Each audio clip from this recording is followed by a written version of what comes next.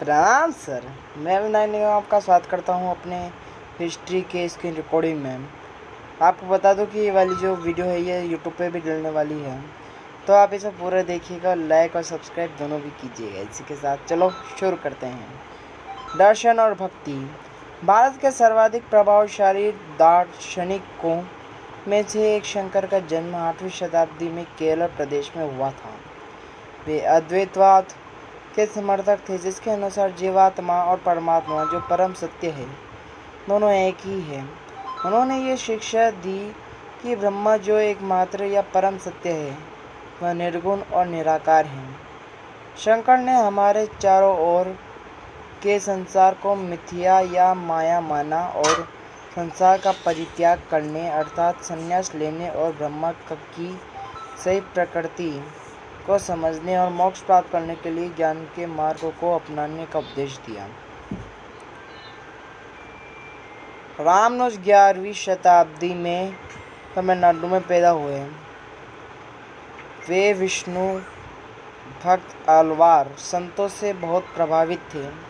उनके अनुसार मोक्ष प्राप्त करने का उपाय विष्णु के प्रति अनन्य भक्ति भाव रखना है। भगवान विष्णु की कृपा दृष्टि से भक्त उनके साधकाकार होने का परमानंद प्राप्त कर सकता है। रामानुज ने विशिष्टाद्वैत के सिद्धांत को प्रतिपादित किया, जिसके अनुसार आत्मा परमात्मा से जुड़ने के बाद भी अपनी अलग सत्ता बनाए रखती है। रामानुज के सिद्धांत ने भक्ति की नई धारा को बहुत प्रेरित किया, जो परवर्ती काल में उत्तरी भारत में विकसित हुई। शंकर या रामानुज के विचारों के बारे में और पता लगाने का प्रयत्न करें। बसवन्ना का वीरशैववाद। हम पहले पढ़ा कि तमिल भक्ति आंदोलन और मंदिर पूजा के बीच क्या संबंध थे। इसके परिणाम स्वरूप जो प्रतिक्रिया हुई वह बसवन्ना और अल्लम्मा प्रभु और अक्कम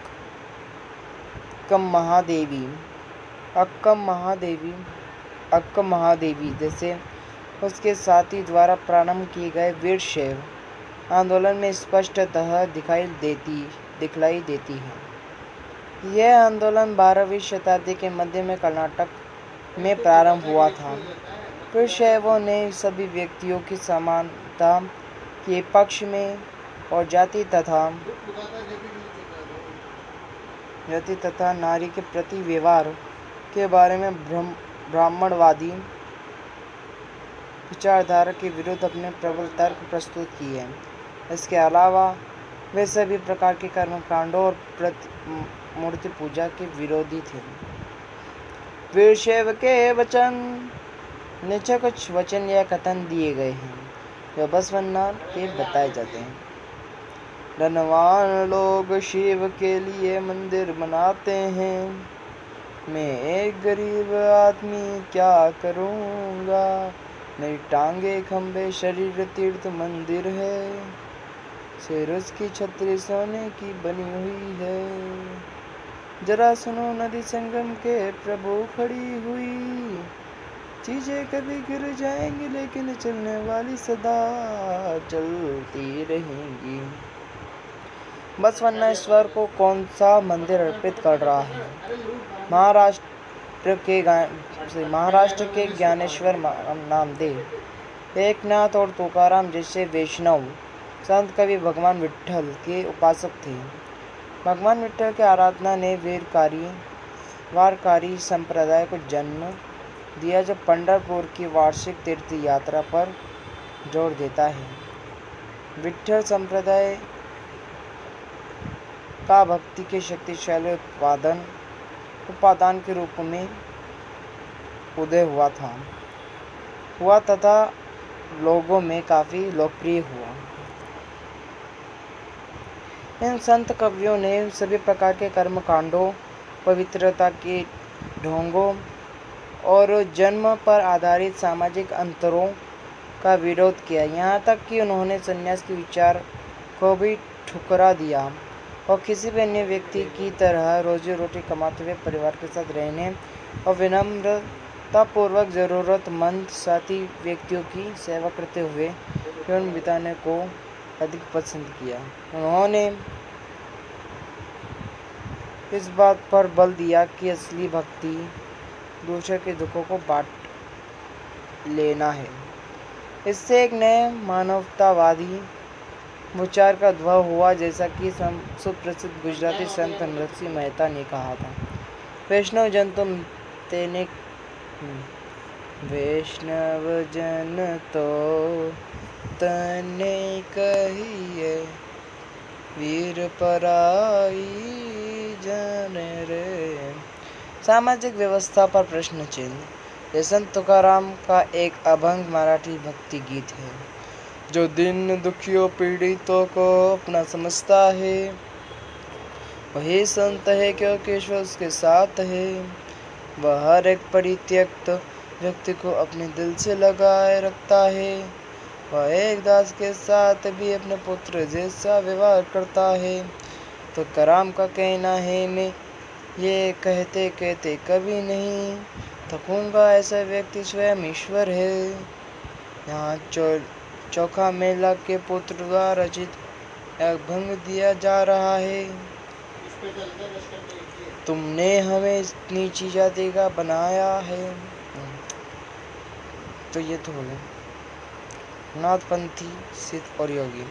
इस काल में अनेक ऐसे धार्मिक समूह उभरे जिन्होंने साधारण तर्क वितर्क का सहारा लेकर रूढ़िवादी धर्म के कर्म कांडों और अन्य बनावटी पहलुओं तथा समाज व्यवस्था की आलोचना की।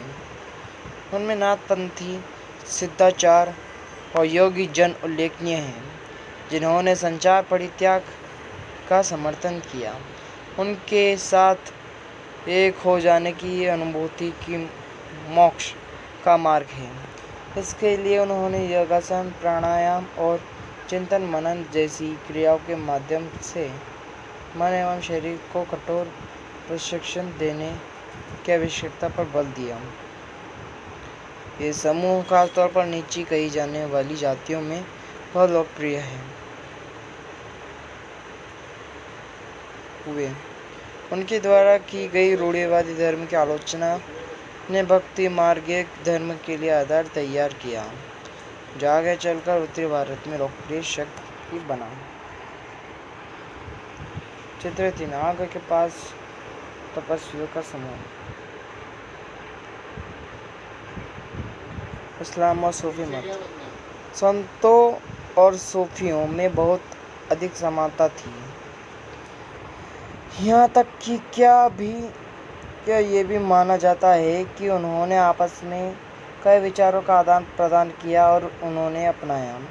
सूफी मुसलमान रहस्यवादी थे, धर्म के बाहरी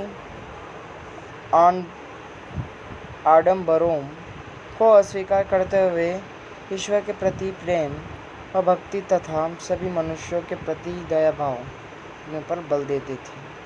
इस्लाम में एकश्वरवाद यानी एक अल्लाह के प्रति पूर्ण समर्पण का दृढ़ता से प्रचार किया। 8वीं और 9वीं शताब्दी में धार्मिक विद्वानों ने पवित्र कानून शरिया और इस्लामिक धर्मशास्त्र के विभिन्न पहलुओं को विकसित किया। इस्लाम धीरे धीरे और जटिल होता गया। लेकिन मैं वीडियो